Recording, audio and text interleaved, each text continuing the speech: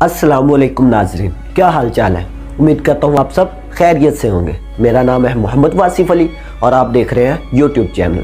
ناظرین کرام، آج ہم بات کریں گے پاکستان کی مشہور و معروف ہستی حضرت لال شہباز قلندر کے بارے میں، اور میں آپ کو ان کے مرید حضرت بودلہ سرکار کے بارے میں بھی بتاؤں گا کہ وہ کیسے دوبارہ سے زندہ ہو گیا۔ تو پلیز آپ اس ویڈیو کو پورا واچ کیجئے گا، اور اگر اچھی لگے تو اپنے دوستوں کے ساتھ شیئر بھی ضرور کیجئے گا۔ چلیے سٹارٹ کرتے ہیں۔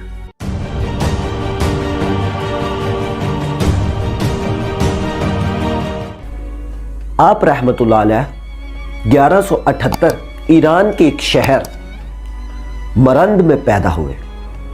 آپ کا اصل نام بہت ہی کم لوگ جانتے ہیں۔ آپ کا اصل نام حضرت عثمان مروندی تھا، اور بعض اوقات بعض روایات میں آتا ہے کہ آپ کا اصل نام شاہ حسین تھا۔ آپ کے والد محترم کا نام حضرت ابراہیم کبیر الدین تھا۔ آپ کا سلسلہ نسب حضرت امیر المومنین ابی طالب سے جا کے ملتا ہے۔ آپ رحمت اللہ علیہ نے اپنی ابتدائی تعلیم اپنے گھر پر ہی حاصل کی۔ آپ کی عمر جب 7 سال ہوئی تو آپ نے قرآن مجید نہ صرف پڑھ لیا بلکہ اسے پورا حفظ بھی کر لیا۔ صرف 7 سال کی عمر میں آپ قرآن مجید کے حافظ بھی بن گئے تھے۔ قرآن مجید حفظ کرنے کے بعد آپ نے چھوٹی سی عمر میں ہی عربی اور فارسی میں بھی علوم حاصل کر لیا۔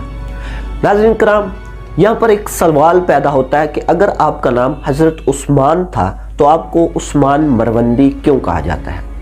ناظرین کرام، آپ چونکہ ایران کے ایک شہر مرند میں پیدا ہوئے تو اس لیے آپ کو حضرت عثمان شاہ مروندی کہا جاتا ہے۔ اور دوسرا سوال ناظرین کرام کہ اگر آپ کا نام حضرت عثمان شاہ مروندی تھا تو آپ کو لال شہباز قلندر کیوں کہا جاتا ہے؟ ناظرین کرام، اس کے بارے میں بہت سی روایات ملتی ہیں، جن میں سے ایک یہ کہ آپ ہر وقت لال لباس پہن کر رہتے تھے، اس لیے آپ کو لال کہا جاتا ہے، اور شہباز کا مطلب اونچی پرواز کرنے والا، قلندر کا مطلب وہ جو آزاد ہو، یعنی ایسا شخص جسے دنیا داری سے کوئی مطلب نہ ہو اسے قلندر کہا جاتا ہے۔ اس کے علاوہ قلندر ایک فرقے کا نام بھی ہے۔ اس کے بعد جب آپ کی عمر تقریباً 12 سال ہوئی تو آپ اپنے ایک دوست کے ساتھ مرند شہر سے باہر چلے جاتے اور وہاں جا کر اپنے دوست کو کہتے کہ ڈھول پر دھمال بجاؤ۔ جب وہ ڈھول پر دھمال بجاتا تو آپ ایک کانٹوں پر درخت کے پاس بیٹھ جاتے اور وہ کانٹے اپنے جسم پر بجواتے اور ساتھ علی علی کی صدا بلند کرتے۔ ان کانٹوں کی وجہ سے آپ کے جسم میں سے اتنا خون نکل آتا کہ آپ کا سارا جسم لال ہو جاتا تھا۔ آپ کی عمر جب 18 سال ہوئی تو آپ کے والد محترم انتقال فرما گئے، اور اسی طرح جب آپ کی عمر 20 سال ہوئی تو آپ کی والدہ ماجدہ بھی اس دنیا سے رخصت کر گئی۔ اس کے بعد جب آپ کا شہر مرند میں کوئی چاہنے والا نہ رہا تو آپ نے مرند کے شہر سے عراق کے ایک شہر بغداد کی طرف سفر کیا۔ بغداد پہنچ کر آپ نے دین کا علم حاصل کرنا شروع کر دیا۔ بغداد میں یہ آپ کو ایک دن آپ کی ملاقات حضرت بابا ابراہیم مجدد کربلائی سے ہوئی۔ اس کے بعد آپ نے اور حضرت بابا ابراہیم مجدد کربلائی نے کربلا کا سفر کیا۔ کربلا پہنچتے ہی آپ نے حضرت امام حسین رضی اللہ تعالی عنہ کے مزار پر سلام پیش کیا، اور سلام پیش کرنے کے بعد حضرت بابا ابراہیم مجدد کربلائی نے آپ کو اپنی خلافت عطا کر دی اور کہا کہ میرے بعد تم مصر کو روانہ ہو جانا، اور کہا کہ مصر جا کر تمہاری ملاقات حضرت سید جمال الدین سے ہوگی، وہ تمہیں روحانی علم سکھائیں گے۔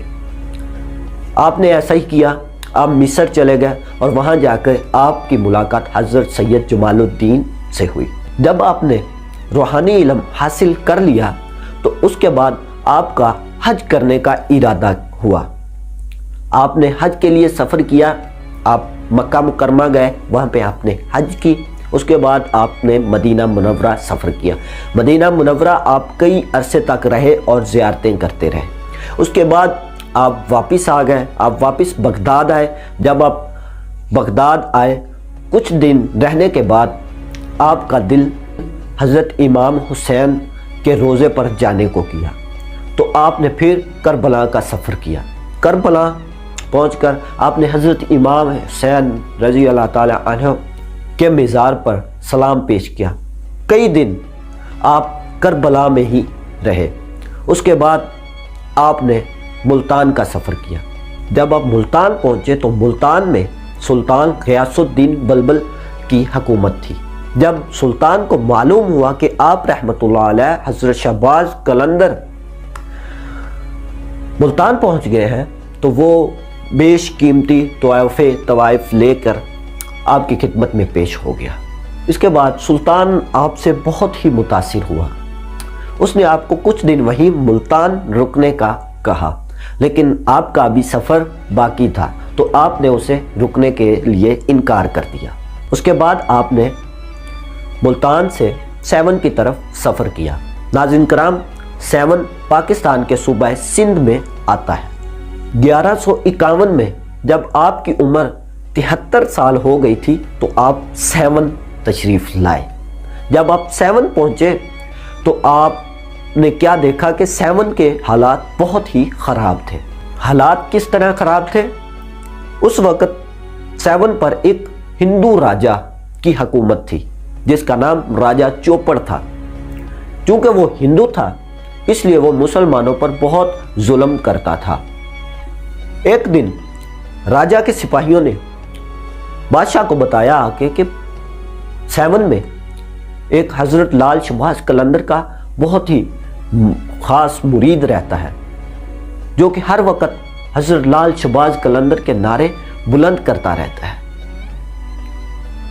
جب بادشاہ نے یہ بات سنی تو اس نے کہا کیا نام ہے اس کا؟ تو سپاہیوں نے بتایا کہ اس کا نام سکندر بودلہ بہار ہے۔ بادشاہ نے کہا کہ جاؤ اسے میرے سامنے پیش کرو، اسے گرفتار کر کے لے آؤ۔ جب سکندر بودلہ بہار کو گرفتار کر کے لایا گیا، اس بادشاہ نے بودلہ بہار سے پوچھا کہ تم ہی ہو جو گلی گلی میں حضرت لال شہباز قلندر رحمۃ اللہ علیہ کے نعرے لگاتے ہو؟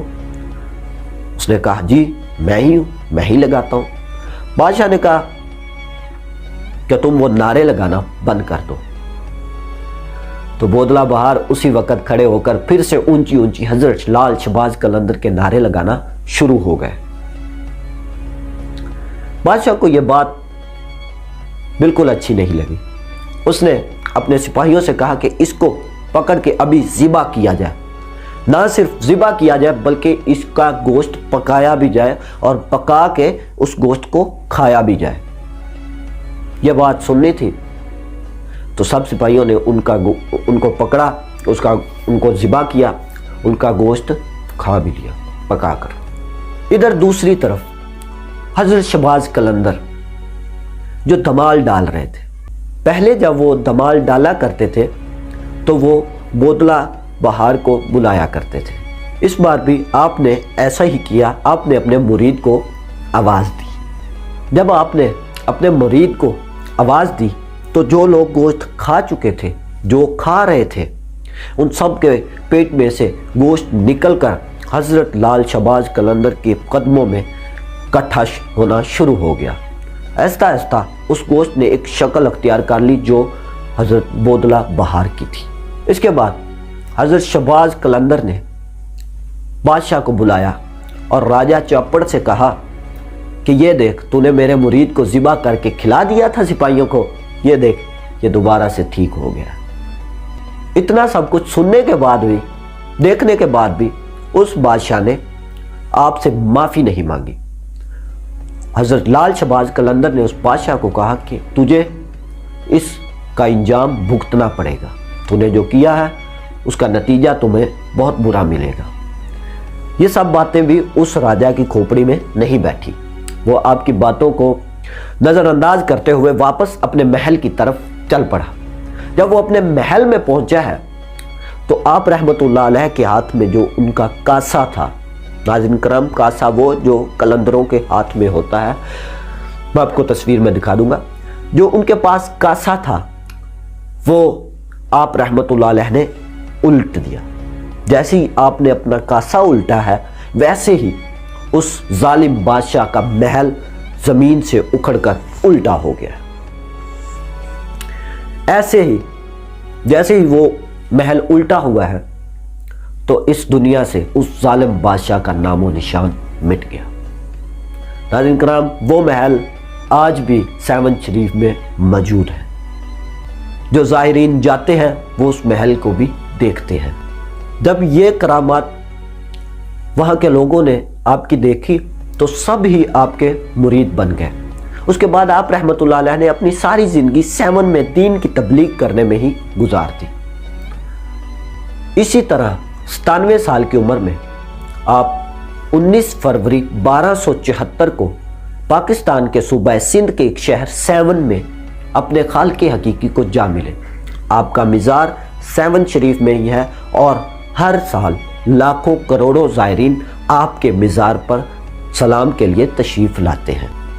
नाज़रीन कराम, ये थी हज़रत लाल शहबाज कलंदर की मुकम्मल डॉक्यूमेंट्री।